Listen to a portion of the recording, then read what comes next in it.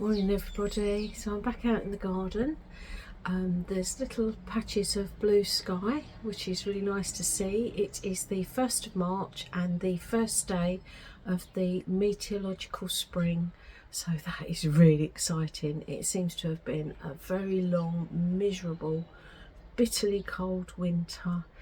So hopefully things are on the turn now. I've noticed in the garden there are little glimpses of new life.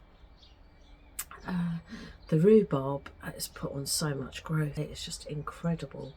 I thought the growth last week was quite amazing, but the growth level seems to double each week. The strawberries that I planted a few weeks back, they were the runners from last year. They're doing really well. They're putting on some new growth. You can see new shoots coming. My garlic has survived the winter, which seems to be a miracle because I lost all my onions and all my broad beans. So rather than ramble on, I'm going to finish my coffee and then I'm going to take you around the garden and show you what I'm going to do today. So yesterday morning I nipped down to the garden centre to get some more birdseed, and I came out with 3 raspberry canes. So let me show you what I bought.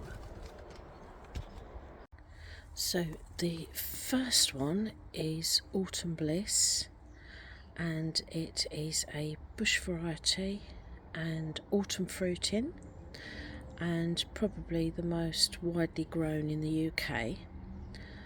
So that's the first one, and it's a nice little plant. It's got some shoots coming at the bottom and on the cane as well.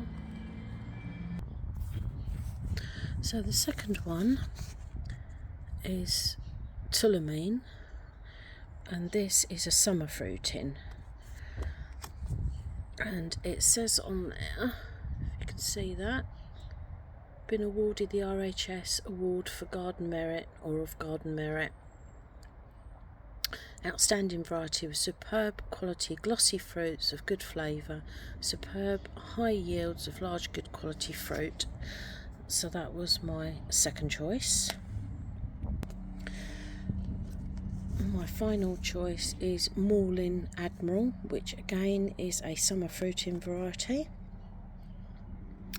And it says strong healthy canes bearing large dark red fruit with a delicious flavour, great for eating fresh or for making jams and jellies. They also freeze well.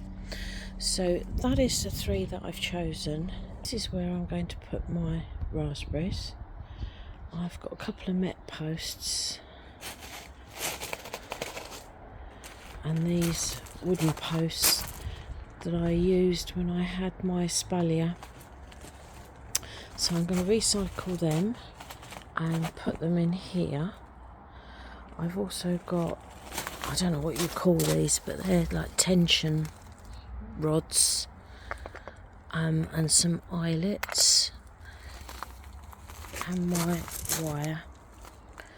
So I'm going to put these met posts in first, and I'll come back to you in a minute. Well, it's a shame, but rain has just stopped play, but I've managed to get my posts in and my wire. I've just got to faff about with that a bit more to try and get a bit more tension. So I've had to do a crash course on growing raspberries because I've never grown them before. There are basically 2 types. You have your summer fruiting and autumn fruiting. The summer fruiting, they're always fruiting on the previous year's growth. The autumn fruiting fruit on the canes that grow in the current year. So when they finish fruiting, you just cut them right down to the ground and they will produce new canes the following year and will fruit on those. They tend to be more of a bush variety and don't really need support, whereas the summer fruiting have taller canes and do need support. Right, so I am limited in space, so because of that I've just chosen varieties that would suit me to give me a slightly longer harvesting period. So I've got 2 of the summer and 1 of the autumn fruiting. I have actually got room for 1 more. I was looking for poker, which is an autumn fruiting raspberry, but I couldn't get that. But I might leave a space actually in the hope that I might be able to pick one of those up, and then I'll have 4 plants, 2 summer and 2 autumn. So I'm going to sow these 2 foot apart. The first 2 are the summer fruiting, which are going to grow quite tall and will benefit from the support that I've put in.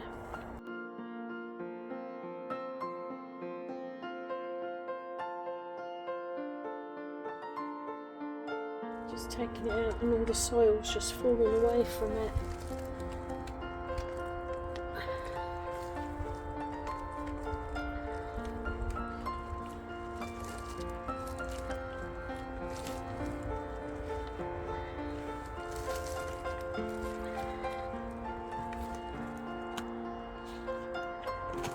Oh, that looks a lot better. So I just need to cut that tape.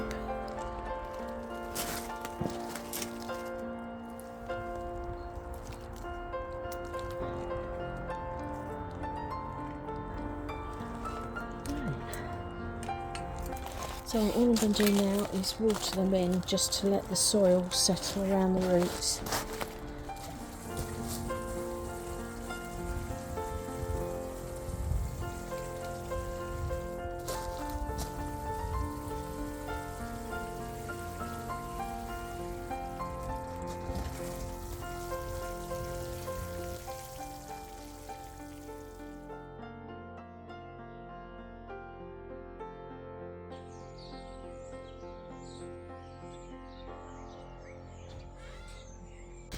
Okay, so I'm going to have a go at this seating area.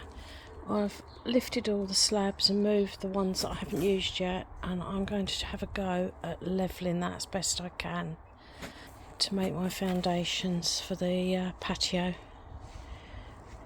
So I have scraped and raked and trodden down best I can, as level as I can. And now I'm going to spread out the sand and try and completely level it with that. Well, I'm just taking a break. So I managed to lay 12. I've got a couple of broken ones and a couple of spare. So I might put a couple more there, and the rest will have to be gravel. I've done all I can do today. It's not perfect, I know that, but it's the best that I can do. Right, the garden is finished. I've just laid the very last of the gravel. I don't want to ever do that again, that was hard work. But it's down, and the only jobs left to do, and they're more maintenance than landscaping, and that is jet washing all these pavers. They'll come up and like new, and painting the outside of the summer house and any repairs that it needs. So let me show you the garden as it is of today.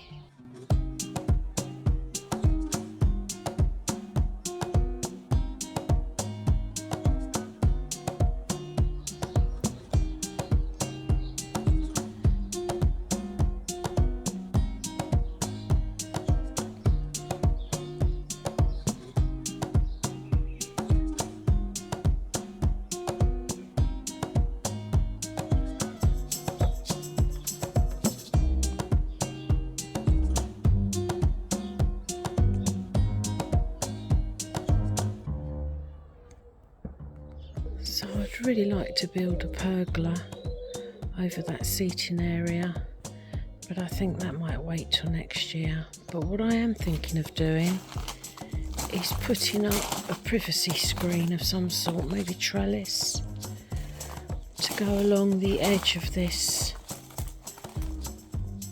patio area, just to make this a little bit more secluded. And it'll be something vertical to grow up as well.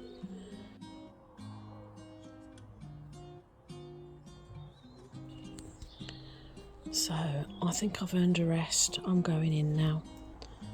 Till next time, take care everybody.